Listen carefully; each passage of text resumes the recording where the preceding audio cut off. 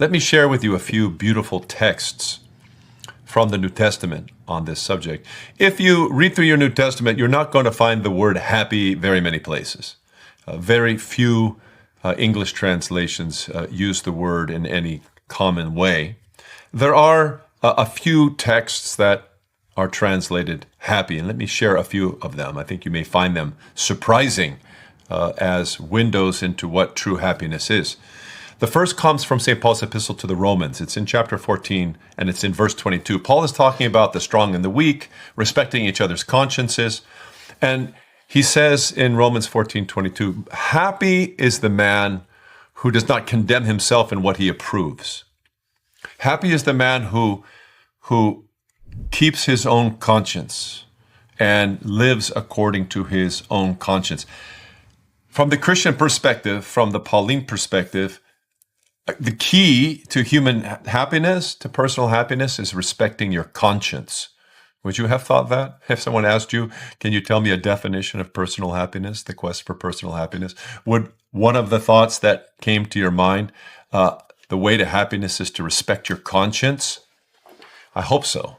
I hope so, because that is the teaching of St. Paul, the teaching of the New Testament. God's word is that the man is happy who doesn't violate his own conscience and doesn't approve of what his conscience forbids. Keeping attention to your conscience, listening to your conscience, following your conscience. This is the path and one of the constituent elements of being personally happy. Let me share a few more verses with you. There are two verses in the epistle of St. James, one in chapter 1 and one in chapter 5, that are sometimes translated happy by the King James Version, for instance, and the New King James. One is in chapter 1, verse 12, and one is in chapter 5, verse 11. Let me read those texts to you. Happy are those who persevere under trial. Happy are those who persevere under trial. Just like it's impossible to be personally happy and violate your conscience, it's impossible to be happy, to have personal happiness, and to collapse when you're tested.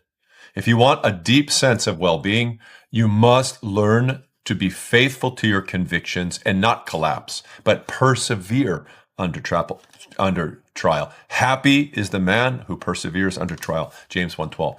And James 5:11 is a beautiful teaching similar with regards to the prophets. And that text says, blessed or happy is the man who perseveres. Happy is the man who perseveres, like Job did. Job is the immediate reference in the very next verse.